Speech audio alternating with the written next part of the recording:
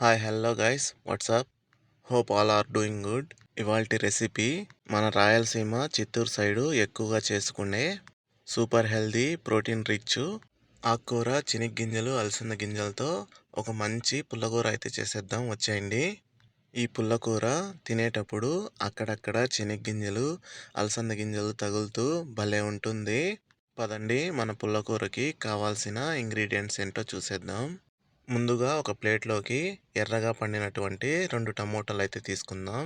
Medium size ఒక ఎర్రగడ్డ, ఒక పిడికెడు పచ్చిమిరపకాయలు, నిమ్మకాయ సైజ్ అంతా చింతపండుని తీసుకోండి.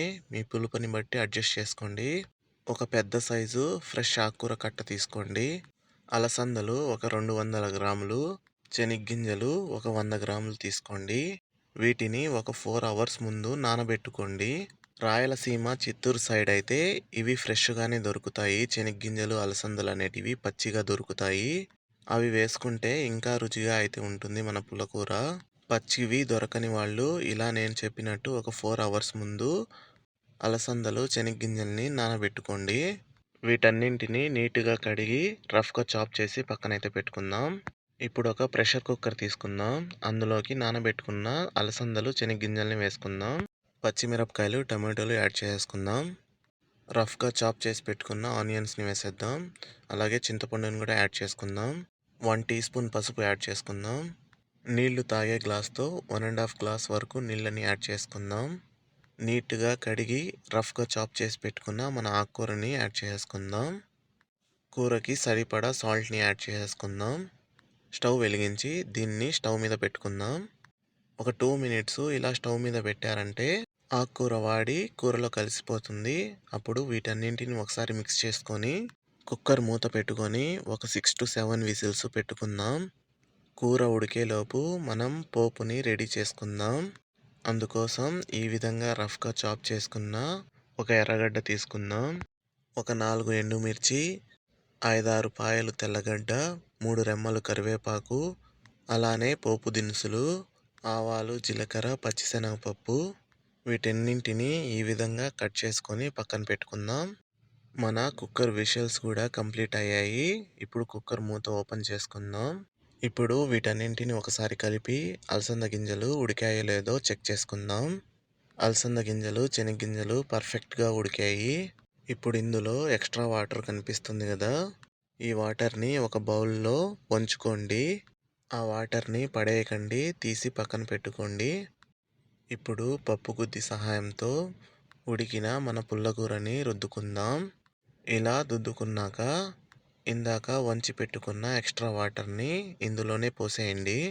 వేసుకున్న వాటరు పుల్లకూర బాగా కలిసేటట్టు తిప్పుకోండి. ఇప్పుడు ఉప్పు చెక్ చేసుకొని అడ్జస్ట్ చేసేసుకోండి.